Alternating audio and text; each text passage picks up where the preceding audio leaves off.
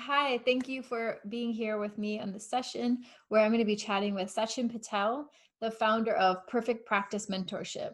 In this session, Sachin is going to be talking to us about building impactful group programs for your wellness business. We'll learn how group programs fit into a profitable and scalable wellness practice, how to market and promote your programs, and lastly, strategies and tech needed to run group programs. Hint, it's not as difficult as you think. It's so easy to overcomplicate these things. And Sachin does a great job at demystifying what we need, why we need to do it, and why group programs will be a perfect addition to your online business. So without further ado, let's let Sachin take it away. Hi, Sachin. Thank you for so much for being here with us. It's such a pleasure and an honor, and I'm excited to spend this time with you and share some valuable tips and strategies for everybody so that they can help even more people. Great. So today we're chatting about group programs. And we've had some speakers come on to the conference talking about, moving into a telemedicine model in your business. And there's also a lot of practitioners who are not necessarily doctors who are doing telemedicine, but are health coaches, nutritionists who are already working one-on-one with people who are trying to transition their business into a more robust online platform. And so group programs is something that's come up. Some of the speakers have already talked about it, but I'm excited to have you here because no one's really gone into the nitty gritty. And Sachin and I were just talking right before I started recording. You were saying how you guys do like a 5-hour training on it. So we're going to try to distill, we're not going to get to everything, but we're going to try to kind of tackle some of the broad concepts and give you guys a good framework for how to get started. And obviously you can always reach out to Sachin and learn how to go deeper too. So let's start with, I think probably the best place to start in terms of going broad or getting that 30,000, mile in the sky view is why would a practitioner want to have a group program as part of their business model? Well, you actually read my mind because I was like, I'm hoping she asks why, because you always start with why. Start And with it's, why. Yeah. Why would yeah, I even put the work into doing this? Like, exactly. So don't do it because somebody else is doing it, yeah. right? Don't do it because it seems to be working for Sachin, because that's not a why. That's not a strong enough why. You have to have a compelling enough reason in order for you to do anything in your practice, to build anything and to stay focused on it, and then to create the outcome requires a big enough why. And if the why is big enough, then the how won't matter. But if the why isn't big enough, then as soon as you encounter any road bump, any blip in the road or any glitch that you come across, automatically, people start giving up and they start dropping like flies, and they don't follow or pursue their dreams. So there has to be a strong enough why. And once you have that why and you've identified why you want to do group programs, then and only then should you move forward. So I'll tell you my why. I want to help as many people as I possibly can. And I've identified three specific, different types of avatars that I could possibly help. So I'm not in the one-on-one practice side of things anymore. I have a practitioner on my team that does that, and for several years I've had practitioners that work one-on-one with our clients. And those are people that have very specific challenges. They need someone to dig a little bit deeper. They're doing the best they can on their own, and they've got certain tests or things that they need to have done that require additional detail and attention. So there's that person. And some people, may identify as this person as the only offer that they have in their practice right now is working with people one-on-one. And there's nothing wrong with that. We did that for many years. The second avatar that we identified is somebody who, in the context of a group environment, in the context of having access to the practitioner when they need it, and in little touch points, little bite-sized touch points, like a quick check-in text or a quick email, or however you communicate with your client, that's all the client needed, just a 30-second interaction, not a 1-hour appointment. So there's people that need that. And then they want a combination of being able to reach out to the practitioner, but also connect with their peers and other people going on a similar journey as they are. And then the third avatar is somebody who wants to kind of do it all themselves. And there's practitioners that want to learn how to build a practice all by themselves. And there's patients that want to, learn how to get healthy all by themselves. And so in our practice, we actually have three offerings. And if you were to follow along with a notepad and a piece of paper, I would ask you to draw a triangle on your piece of paper. And then you take that triangle and you divide it into 80 and 20. So now you've got two essentially triangles. The bottom one won't be exactly a triangle. It'll be like some sort of rhombus shape. But basically what you're going to do is you're going to divide it into 80 and 20, and then you'll have a small triangle up top, which represents 20%. You're going to divide that into 80 and 20 again. So now you've got 4%, 16%, and 80%. And really 80%, I kind of turn it on its side and turn that into infinity. So Mhm. what you have is you have 4% of your time is devoted, and the impact that you can have is one-on-one. Okay. 16% is going to be one to many. And then the other 80% to infinity percent is going to be one to infinity. So as one to as many people as you possibly can. So now Mhm. you've covered the three different avatars: people who want to do it themselves, people who want to work in a small group or medium sized group context, and then people who want one on one. And so when people ask you for help, there's something that you can offer each individual. And you can even graduate people into do it yourself, join our group. And hey, if the group is working great for you, but you want to dig a little bit deeper, then we can always go one on one. So you've got Mhm. this like little staircase that you can have people go through, and it lowers the barrier of entry for them to get into your ecosystem. So the part that we're going to focus on today is the 16%. Mhm. So these are people that, as I mentioned, don't need you holding their hand through the entire process. You can point them in the right direction. They're self-motivated, self-inspired, and they need accountability, and not just from a practitioner, because sometimes patients will tell a practitioner something, um, but they may tell a peer something that they may not tell a practitioner. So having that peer support, somebody who truly understands what they're going through and what they might be struggling with, creates camaraderie and bonding. And what it also does is once you have people go through your group programs, you'll have a certain percentage of people who want to answer other people's questions as well. So it gives them an additional sense of belonging. It gives them an additional sense of self-worth and contribution. And we've had that over and over and over in our group programs where, certain people rise to leadership positions. So now the practitioner doesn't even have to answer the question. Mhm. So you're providing people with a lot of touch points. You're providing people with peer accountability. You're providing them with, online course materials that they can access, which you can give them full access to, or you can drip it out however you decide to do that. And now you're making care and access to you more access, or care with you and access to you, a lot more affordable. And so we've implemented that program. And one of the things that we've noticed is we get amazing results with people, and oftentimes even better and faster than our one-on-one programs, because in our one-on-one programs, people are usually waiting to get their lab results back before they really start doing anything. And so in our group programs, we're not offering testing right away. We're offering more lifestyle and metabolic consulting with them, changing their circadian rhythm, getting them to have proper meal timing, and uh, and all these different foundational things that they can do on their own, and then holding them accountable to it so that they can take action. And they start seeing results so quickly. It's so amazing. Within the first 3 to 4 weeks, we're seeing complete transformations in some people because of the power of their own healing abilities. And the speed happens because there's no speed bumps, there's no lab testing, there's no supplements in our program, at least for them to take. It's all lifestyle mastery, so they can start implementing from day one and start seeing the benefits right from day one. There's no delay in them seeing results. So that's a big why for us, is we want to help more people. We want to make our care more affordable to individuals, and we want to have a life too. Okay, because seeing functional medicine patients 40 hours a week is impossible. It's impossible to do that and not lose your own health and sanity at the same time, because people are coming to us with really, really heavy stuff. They're coming to us with very complex conditions. They've got a lot of in some cases emotional things going on that they bring to you.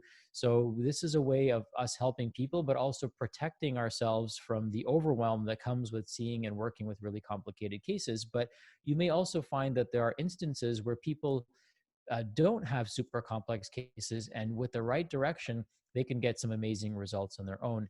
And if like I said, they can always stair step into working with you one on one should they need to, if they can't get the results they're looking for in a group type setting. Mhm.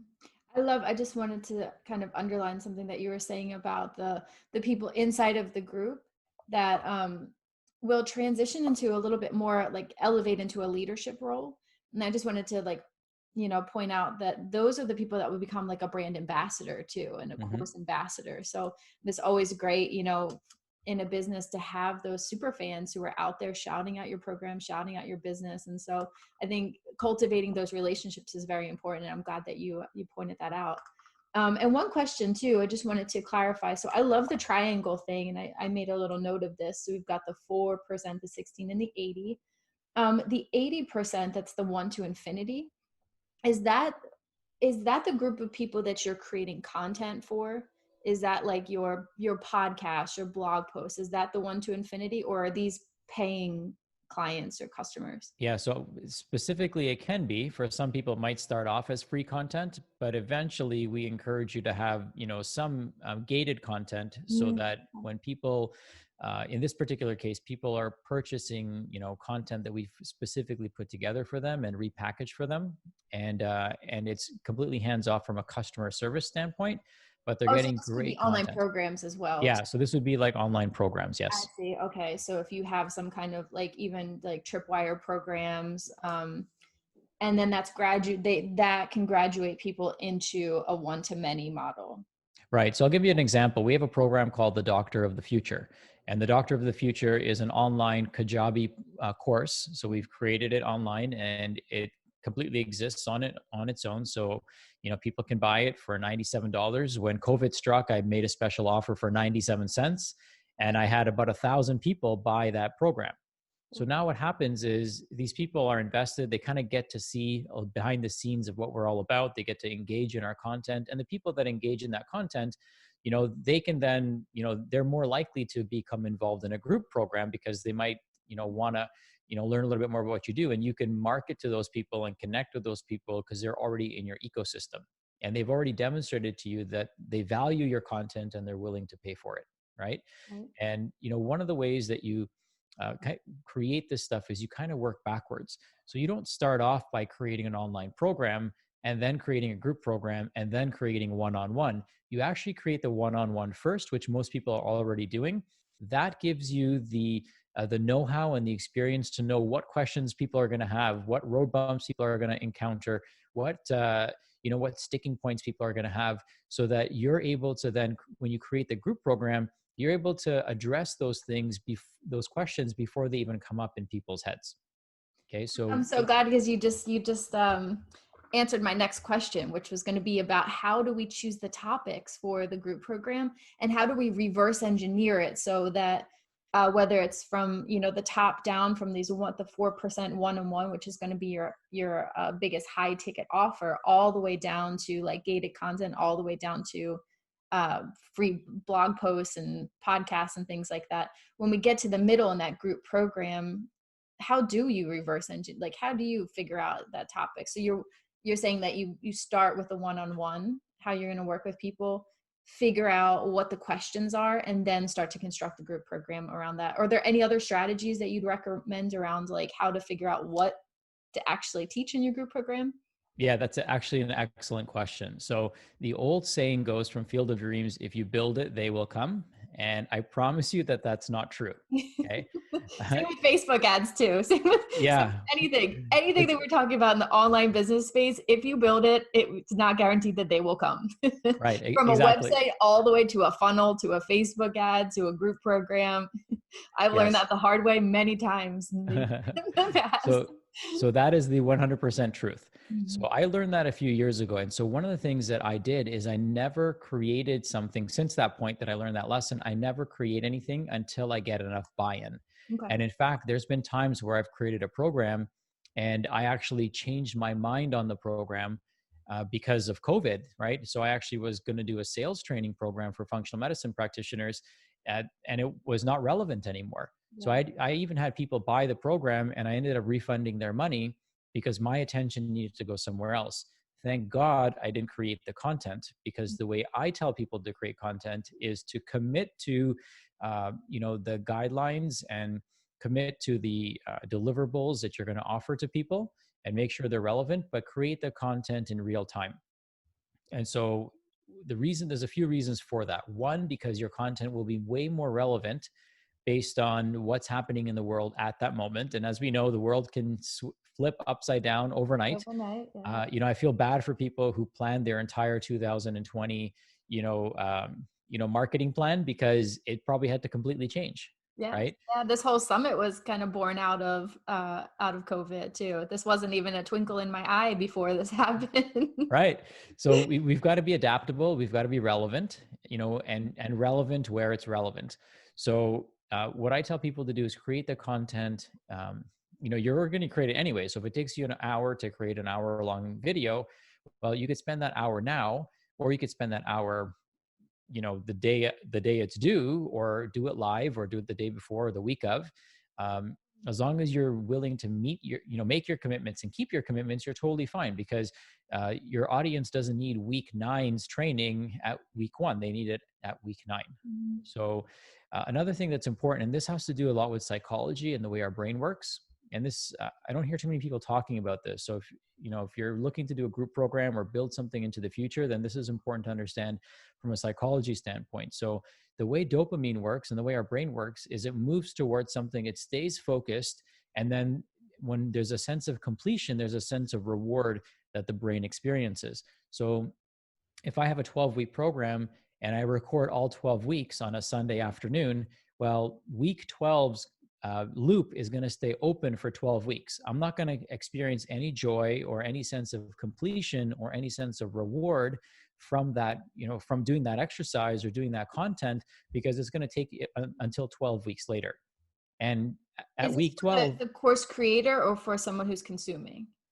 well, Or this is both? for both, Yeah. right? Really for both. So we're even getting rewarded in the completion of each week. I love this Right. concept. So then you have all these open loops, right? So if you have 12 modules, you've got these 12 open loops. And what you said, at week 0 for week 12 may not be as relevant, right? There may be a whole different set of questions that you need to answer at week 12 that you may not have predicted for. Mhm. So I always tell people to forward engineer instead of reverse engineer, forward engineer. So create a wireframe of what you're going to deliver, sell the deliverables, but then create them in real time. You'll find that it's more relevant. It's not immoral or illegal. It's not like you're selling them a keyboard and then you're sending them one key at a I'm gonna time, build it after they right? buy Right. it. So you're sending them content that's being dripped out to them. And Okay. then, that kind of brings me to another thing, which is like what software to use, because, Mm. you need a software that's going to be able to, keep the information secure. You're going to need a software that's going to help, allow you to have a private chat and communication with people. You're hopefully going to have a software that allows you to store content and drip the modules out to people, Mhm. and so on and so forth. So I know there's a lot of different tools that people can use. Am I allowed to share what I use Of specifically? course, yeah. So the Absolutely. software that we use is called Practice Better. Mm. And if you go to practicebetter.io, you can learn more about their programs. Amazing, amazing software. So they have built-in chat. The communication system is amazing. They have an app for your phone, so you can push notifications to your clients. You can do group chats with people. So if you start a cohort of people in a group, you can put them all into one chat so it stays secure versus going onto Facebook.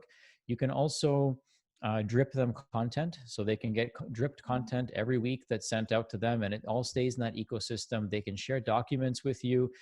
So if they need to upload something or you need to upload something and get it to them, everything stays neatly packaged all in one place.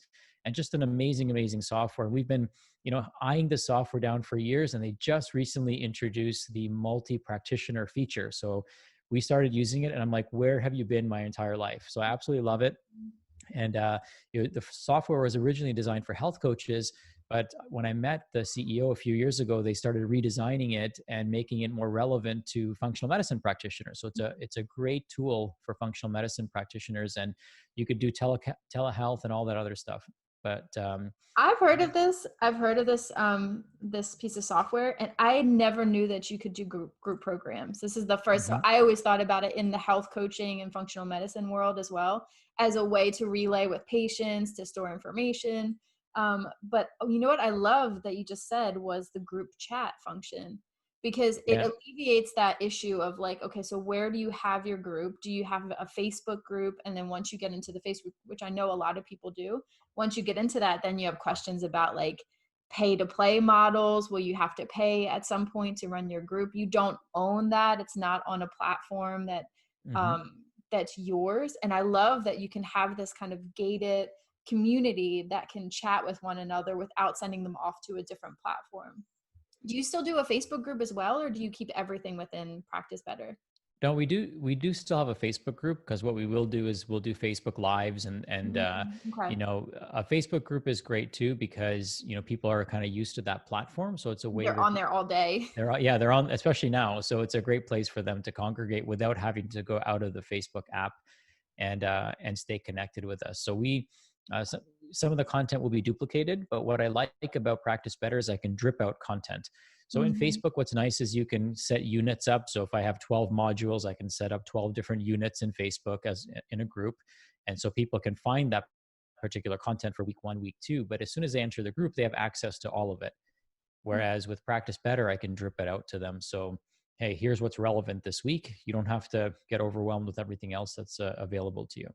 And this is with your group program, because the online courses that you sell, you're using Kajabi for that, correct? Yeah, the online courses we sell, we're using Kajabi at the moment, and I think it's going to stay that way for quite some time. Yeah, I love But if I were to start all over again, then I might even build it in Practice Better. you get people used to using that platform, because you're kind Yeah, of training. If you're doing it that way, you're kind of training them to use Kajabi, and then if they upgrade to the group program, you're saying, okay, now you have to learn a whole new platform, right, exactly. And the goal is to kind of keep get them used everyone to in, it from the very beginning. yeah, and the other goal is to get people, kind of into a secure platform as well, right? Mhm. So with Kajabi, the downside of Kajabi is like the chat feature and the comments feature and stuff like that. You can't really create groups. So if there's a cohort of people that start together, you Mhm. can put them all together in a particular group with Practice Better, but you wouldn't be able to do that with Kajabi, nor would you be able to do that with Facebook. Okay. So, let's see. One question about forward engineering and creating the content. Do you recommend people be a week ahead of their students, 2 weeks ahead of their students? Is there a sweet spot of like getting enough data as you go through with your students, but also not being completely rushed at the very end too? Because I know some people are planners and they're like Mhm. that whole thing, like, I couldn't, wait until the last minute. So, like, where's the sweet spot there? Well, I think it's individual. So for me, the sweet spot is totally last minute, and well, only because I need that. Like I don't know if it's spiritually or whatever, but I Mhm. just need that pressure to get it done. But I Yeah. also am the type of guy, if I get something done 2 weeks in advance, it's never quite done until it's delivered for me. So then Mhm. I keep working on it in my head. I'm like, man, I should have said that. I should have done this. I should have done that. And so even if I have a year's notice that I'm going to be speaking at an event or something, I'm usually working on it until like the minute right before I go up. So when people message me and say, "Hey, we need your presentation 2 weeks before," I freak out, because I'm just going to be working on it, tuning it, tweaking it. And it's what we call Kaizen, where you're always trying to make things better and better and Mhm. better. But not, that doesn't work for everybody. And I totally get that. So for some of you, if you need to plan in advance and you need to put it on your calendar and you need to sit down and get focused and, light up some sage or whatever, I don't know. But whatever it is you need to do what works for you. The best practice is what works for you, not what works for me, because what works for me and what works for my wife are two completely different things. So her and I just worked on a project together, and she's like, wow, like you work totally different than I do. She's like, she wants to get it done a week before and just play it over in her head and of course be prepared. I mean, we all should. And I'm the kind of guy that's tweaking things and adjusting them right up until the very end. Yeah, I'm a bit more like you, and I think a good reframe, especially for the like type A's among us who really want to have these things kind of like done and dusted far in advance, is to think about, what about doing it live? You'd mentioned this before, so that Mhm. way you are on the right timeline. If you teach it live on that week and you do it with the students, then you can let it percolate, but you're not up against a deadline either. You're not leaving it to the last minute, because that is the right time to do it. So that's what, you could do it a day or two before, you could do it the night before, or you could teach it live, and that feels like you're right on schedule too. Yeah, I love that reframe. And then the other thing too is like the participants like it too, because they feel like they're co-creating the content with you, Mm-hmm. and they're going to be much more engaged in the content, especially if they know, like imagine listening to a radio show that was, live where you can call in and ask questions versus something that was recorded 2 weeks ago, it Yeah. just doesn't feel quite the same. So, some of our groups, like Dr. Brar from our team, he does a digestion group and he does a live every Monday. So Mhm. that's his commitment. He knows it.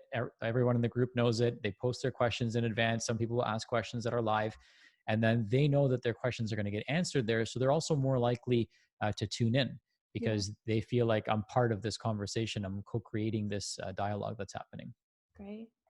So the last question I want to ask you is, now that we have, and we worked through kind of the broad strokes, we have tech covered, we have topics covered, and how to forward engineer a program. Once we have the pieces in place, how do we go about promoting it? How do we actually make it profitable in our business? Right. Well, I guess that's the most important question, right? Here's Because one though. at the end of the day, like, this is a business, right?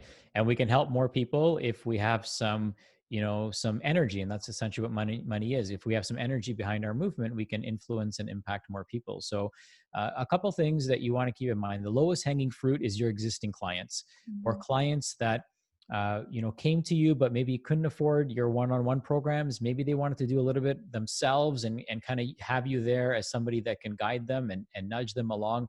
Maybe the person that keeps asking you questions but never wants to work with you one-on-one, or maybe it's not in their budget to do so. That person, you reach out to them and they might jump all in for something like that because they're already reaching out to you. They're already messaging you, but now you can create a formal relationship with them. Don't Mhm. forget your existing list. The majority of your new clients are going to come from people you already have a relationship with. you Mhm. know there's the old know, like, and trust factor. I like to think of it as a know, love, and trust factor. So the question is, what would love do? When you love somebody, how many times do you tell them to do something about their health? You're basically telling them until they buy or die, right? If you like somebody, the moment they say no, you never talk to them again, Yeah. right? But when you Okay. love somebody, the moment they say no, you become even more inspired to reach out to them because you know you can help them and impact them. So you've got to really love your clients, and they've got to feel loved from you. So that's kind of one of the first steps in how do we monetize this. Is you actually have to care, right? You have to have a why, and that why has to include helping people be the best version of themselves through your process. The other part of it is running Facebook ads. Now, Facebook ads are going to be a little bit tricky in the beginning because you've got to use the right nomenclature. Depending on what you're promoting, you've got to write the copy in a very specific way so you're not singling anyone out. And there's ways to do that. It's figure outable, Mhm. right? So you can always figure it out, as Marie Forleo would say, Yeah. and or work with a copywriter that can help you with that. Okay.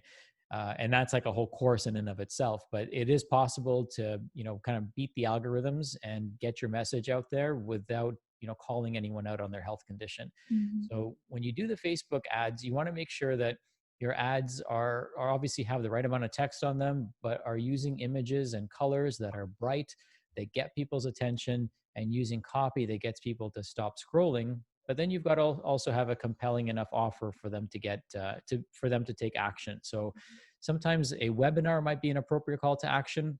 But what I would suggest for some people, especially if you're just starting out, you might have a smaller call to action, like a guide that they can download Mhm. or a one-page PDF. Like, for example, if you're working with autoimmune patients, you might want to have like a autoimmune morning routine. Here's what you should be doing. If you're an autoimmune patient, here's your morning routine. And then you get them to download that, have a quick win, start checking off the things that they can be doing. And then you email them and nurture them. And then you invite them to a webinar. Ideally, you want the client to want the webinar more than you want the webinar. Now, let's say somebody signs up and they land on your landing, or let's say they land on your landing page. That landing page should have a pixel on it. Mhm. And thank you page should have a pixel on it as well. So if they came to your page and they signed up, then they are then going to get the next set of content from you, inviting them to a webinar, maybe sharing a testimonial, maybe sharing a case study from your practice. If they didn't sign up, then you're going to send them and retarget them with ads to get them to sign up so you can get them in your ecosystem and then eventually get them into a webinar. Now, for some of you, you might go right to the webinar. Now, don't expect people to go sign up, join the webinar, and immediately purchase because they might just like you at this point. To get them to love you takes a little bit longer. Think of it like dating, right? I'm sure people have heard this analogy. They're not going to marry you on the first date. Okay. Key is we got to get them to show up on the first date. So, giving them compelling information that speaks to them, and giving them practical steps and wins and sharing case studies and then getting them to commit to take action. But the key with all of this is not just running the ads, but following up. This is where most people, most businesses, most practices fail, is in the follow up. And they say the fortune is in the follow up, and the fortune, is financial, but it's also the results, right? People are fortunate if they can start feeling better. You're fortunate if you can help them feel better. So it's more than just the money, right? I understand, again, this is a business, but there's more to this because the goal is to ultimately help people. So how do you follow up with someone you love? If somebody signs up for the webinar, shows up to the webinar, stays until the end of the webinar, that person has a problem that they're looking to solve. So if you're hosting on Zoom, Zoom has a download. You can get an attendee report after your Zoom webinar, and on the attendee report, you can see how long somebody was tuned into the webinar. You can see how long they were there. So make a note. When did I make my offer? I said the price at 59 minutes, and then whoever stuck around longer than 59 minutes, right? You didn't offend them with your price, Mm-hmm. because if you offended them with your price at minute 60, 61, they would drop They're off. gone. Yeah. They're gone, right? And you see that. You see a small tick and people drop off. But then guess what? The majority of people are still there, and you're kind of scratching your head and you're like, why aren't these people Where are they signing up? buying? Yeah. Like, why aren't they buying, and why aren't they signing off? Like, what the heck's going on over here? And it's because you haven't answered a question that they have. Yes. So at that point, I tell people, listen, if you're still here, you're still interested, either you've completely passed out in front of your computer screen, or you're confused and you have some more questions. And so I'm happy to answer those questions for you right now, because clearly this is important to you. And clearly I haven't said anything yet to offend you. So you're still here. It's nice to call it out too. Well, I mean, but here's the thing, but you'll be shocked. They start typing. They're like, how do I do this? Or what about this? Or what about that? Okay. And then you start answering those questions. And then you start asking yourself, shoot, I probably didn't answer these questions in my presentation. And then you make the presentation better, right? So you learn from the questions, how do I answer these questions in my presentation through stories and case studies without having to have somebody ask me at the end. Okay. Right. So for example, if insurance is an objection for your practice, then you might use that in one of your stories. Meet Mary. She'd been seeing all kinds of practitioners all along, but she only wanted to stay in her network. And one of her friends referred her to us. And one of her biggest hesitations was we weren't in her insurance network. But I explained to her the benefits of not using insurance for her. And we could do the things that she needed, and we would do whatever we could to save her money and make it as affordable as possible. And so you're telling that story, so then people know you don't take insurance, but they also know through the story that you care about their finances, and you're not going to waste their money, and you're going to do the things that are necessary for them, not unnecessary for them. Yeah. So by knowing what objections people have and weaving those into your story, you're not stuck at the end when somebody asks that, dreaded question, do you take insurance? Or, whatever that dreaded question might be, because you've answered it and you've decimated the objection in the presentation. Oh my God, you've given us so much good information. This is awesome, especially that what you were just talking about at the end with the webinar, and how to, overcome objections, and how to actually, like, because I think that webinars can be one of the most awkward things to put on when there's just people just sitting there watching. You don't know who they are, and like, what are they thinking? You're trying to sell something, and it's just like, it can be a really cringy experience. But to actually be able to be authentic there, Yeah. and and call it out, and be playful and humorous and warm and personable, and just say, okay, I'm here, you're here, you probably have some more questions. Because I think that there's also this feeling of like, I don't want to let people ask questions, because what if I like get caught out on camera not knowing what I'm talking about? There's always that anxiety there. But actually let it be one more step in the conversation with people. Let them see your own authenticity, your own humanness there, that you're not this robot on the side of the screen. You're there, a real person. You're there to want to help them. So why not, have some space to actually answer their questions. Can I I say love one? that. Can I say one more thing? Thank you, Of by the way. course. Yeah. So the people that stuck around more than 60 minutes, let's say after you present the price, those are the people that when you download the report from Zoom, I email those people personally. Mm. Mhm. especially particularly the ones that didn't set up anything. The ones that did, I also email those people and I congratulate them. And, kind of, if you're offering a discovery call, or if you're offering, a stepping stone to them purchasing a program, then even if you're not doing any, you still want people to feel welcome. Mhm. Right. So a personal touch at that point makes a lot of sense, because these are the hottest leads in your entire ecosystem.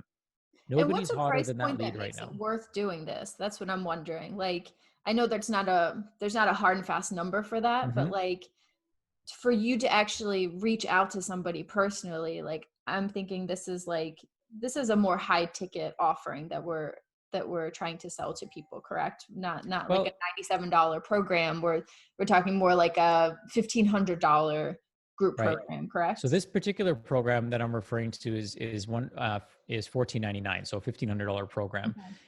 and really, if it's worth doing, then it's worth pursuing people to do it, Yeah. right? So even if it is a $97 program, depending on where you are in your business, that 30 seconds that it takes you to write that email Mhm. could make all the difference. And you might not have thousands of people on your webinar. You might only have like 30 people that you have to reach out to. And so even if it's, takes you a minute each, 30 minutes can potentially make you, let's say, 1,500 to another $3,000, Mhm. which everything counts, right? And that could more importantly change that person's life and move them in the right direction. And if you understand the lifetime value of each customer, it might start off as $97, but it could turn into several tens of thousands of dollars if they refer others, and really become a brand ambassador for you. So I look at I look at it from that perspective, and I feel like it's worth it. If it's worth you doing, then and those people have taken that time, an hour, a couple hours out of their schedule, then an extra minute of touch point from you can go a long way. People are shocked when you reach out to them. It's actually pretty cool. Yeah, no, I love that idea, and I love the way that you just expressed that too. Um, I just want to finish off by just having you talk us through a little bit about how people can work with you. I know that you work with practitioners, you do a mentorship thing. How can people find out more about that, and what is it? Sure. So, I started this mentorship almost 5 years ago now, and it's evolved over time. And essentially, what we've done is done our best to share our best practices. Mhm. And, having a practice ourselves, we are constantly experimenting and trying new things, and um, trying to beat the algorithms and so on and so forth. And we actually then do it and then share that with our clients. So we share what works with them. We share the templates and so on and so forth. So it's a mentorship. It's awesome. Like uh, it allows people to meet with their peers and connect with their peers. It allows them to connect with me on a weekly basis. It allows them to connect with me one on one. We share exactly what we're doing and creating with them in a template format, so they could take it and tweak it and make it their own. And any PowerPoints that I create, any marketing materials that I create, we share that with our clients so that they're not trying to figure it out themselves. Mhm. So instead of giving them theoreticals, we're actually giving them done for yous. And it's kind of like, imagine you were a client, Nicole, and you and I had the exact same blueprint to build the same house. We both move into our homes, same floor plan, but we are going to paint the walls slightly differently. We're going to use different colors and carpets and materials, and the artwork and the furniture, everything's going to be unique to our taste. And so we give our clients is the blueprint and the model home, so to speak, or the empty home, so to speak, and then they go and decorate it, make it their own. So they've got a strong foundation to start with, and then it allows them to accelerate their success moving forward. So it's a combination of one-on-one, group, done for you, done with you, masterminds, online virtual events that we do. It's a combination of everything. And is this a revolving door, or are you doing like cohorts? You do this, take on groups a few times a year? Well, it is rolling admission, so we can take on clients whenever. But we do have particular events around the year, which tends to act as a cohort. So if somebody wants to join in between those launch periods, they're certainly welcome to. But we do have specific events throughout the year where we do take on an influx of new clients. And only functional medicine practitioners, or is this health coaches as well? Well, we have health coaches, we have functional medicine practitioners, we have FDNs in our group, Mm, we have nutritionists in our group. So anyone who is in the wellness and integrative space who's looking to grow personally and professionally really benefits from this program. that's awesome. How do they find out about it? Well, they can go to www.perfectpracticementorship.com. Cool. And I'll put the link down below too. Thank you. Okay. I think that's it for me. Sachin, it was so nice to have you on here with us today. There's so much valuable content. I hope that these guys are really inspired to get that group program up and running ASAP. Thank you. I appreciate the opportunity. And, to all of you who are listening and tuned in, many blessings to you. The world needs you now more than ever. Yeah. All right, bye, everybody. Thank you so much for joining us. I really appreciate you being here with us. I hope that in this session you learned something impactful and something powerful that's going to help transform your business. Before I leave, I just wanted to let you know that this session was sponsored by my business, Brand Better, branding, websites, funnels, and more for the wellness entrepreneur. If you want to learn more about my business, you can head over to brandbetter.online to find out more. And I also wanted to make sure to invite you to join me on Friday, the last day of the conference, July 3rd, for a half-day masterclass where I'm going to help you put this all together, the Wellness Business Accelerator, and make sure that we take all of the great concepts that you just learned in all of these amazing presentations of these great rockstar speakers and make a plan for your business. So it's going to be live and interactive. Check out your email to make sure what time it is on Friday, but it is going to be a live half-day masterclass. So I hope that you join me. I'd love to see you there. We're going to get some really good work done and make sure that we take all of these concepts and they're not just these, just sit and watch and take some notes and not actually employ any of these strategies. I want to make sure that these are real actionable things that you put in your business. So join me there on Friday. Go over and check out brandbetter.online to learn more about my business. And I'll see you on the next interview. Bye.